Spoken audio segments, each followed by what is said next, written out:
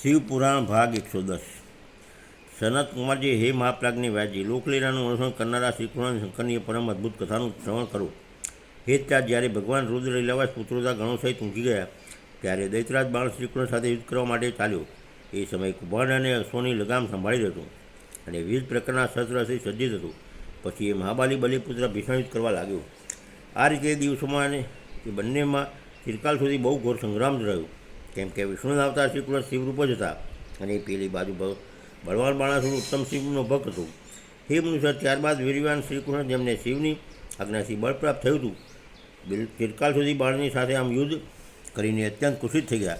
ત્યારે શત્રુવીરોને સંહાર કરનાર ભગવાન શ્રીકૃષ્ણ શંભુના આદેશથી શીઘ્ર સુદર્શન ચક્ર દ્વારા બાણની ઘણી બધી ભુજાઓ કાપી નાખી.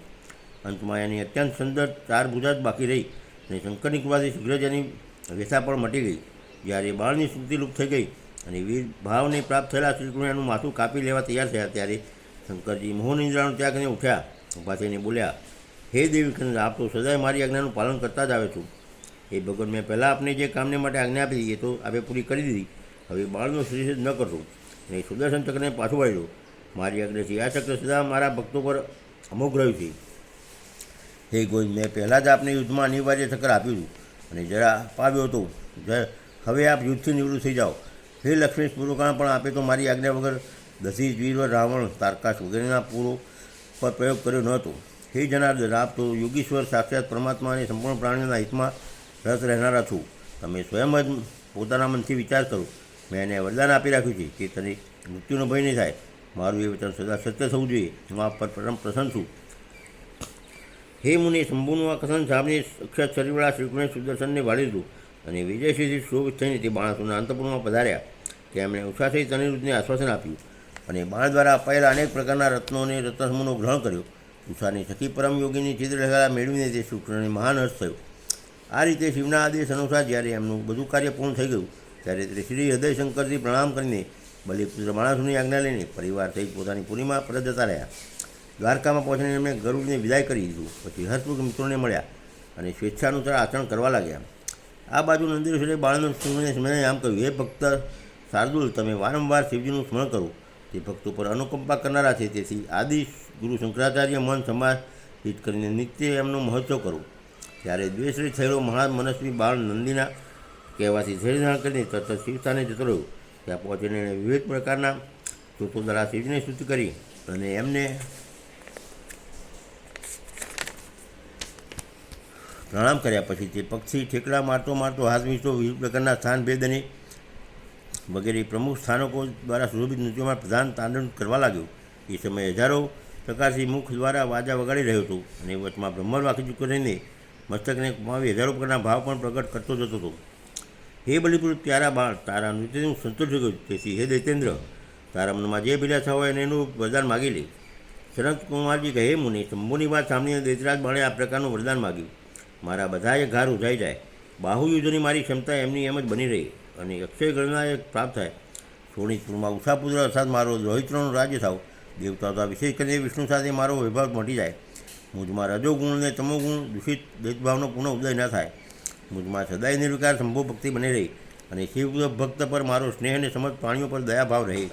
આમ શંભુ પર છે વરદાન માગીને બલિપુત્ર મહાસુર બાણ અંજલિ બાંધીને રુદ્રની સ્તુતિ કરવા લાગ્યું. એ સમયના નેત્રોમાં પ્રેમના આંસુ છલકાઈ આવ્યા.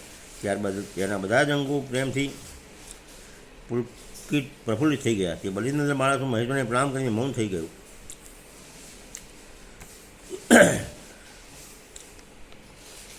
હે વ્યાસજી, આ રીતે મેં સંપૂર્ણ ભુવનો નિત્ય ક્રીડા કરનાર સમસ્ત ગુરુજનોના પણ ફૂલ પાડી ભગવાન શંકરનું બાળ વિશે કરી પરમોત્તમ છે. કરણી પ્રમુખ દ્વારા તમારી આગળ વર્ણવી બતાવી છે.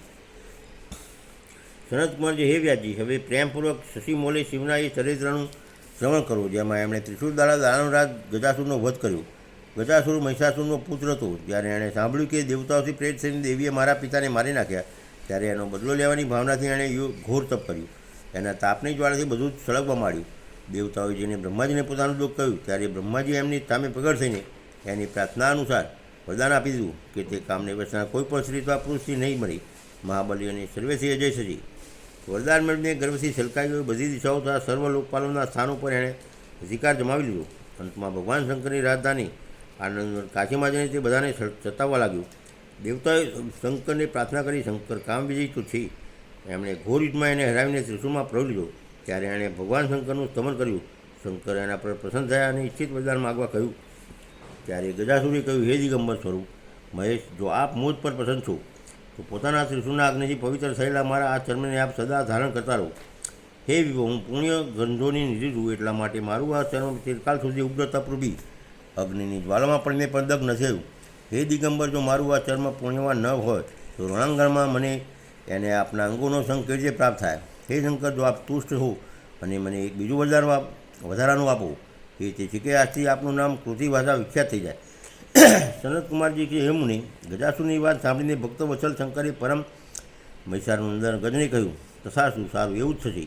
તદંતર પરમાત્મા ભક્ત પ્રિય મહિષાન દાનવરા ગજને જેનું મન ભક્તિને કારણે નિર્મળ થઈ ગયું એને શંકરે પુનઃ કહ્યું. ઈશ્વર બોલે, હે દાનવરાજ, તારું હતા પાવન શરીર મારા મુક્તિસાધક ક્ષેત્ર કાશીમાં મારા લિંગ રૂપે નિશ્ચિત થઈ જાય. એનું નામ કૃતેશ્વર થશે. એ સમસ્ત પ્રાણીઓ માટે મુક્તિદાતા મહાન પાતકોનું વિનાશક સંપૂર્ણ યુગમાં શિરોમણીને મોક્ષ થશે. આમ કહીને દેવેશ્વર દિગંબર શિવે ગજાસુરના એ વિશાળ ચર્મને લઈને ઓઢી લીધું. હે મુનીશ્વર, એ દિવસે બહુ મોટો ઉત્સવ મનાવવામાં આવ્યો. કાશી નિવાસી બધી જનતા હતા પ્રથમગણ હર્ષમગ્ન થઈ ગયા. વિષ્ણુ અને બ્રહ્મા વગેરે દેવતાઓના મન હર્ષથી પરિપૂર્ણ થઈ ગયા. તે હાથ જોડીને મહેશ્વરને નમસ્કારને સ્તુતિ કરવા લાગ્યા. ભાગ 110 પૂરો.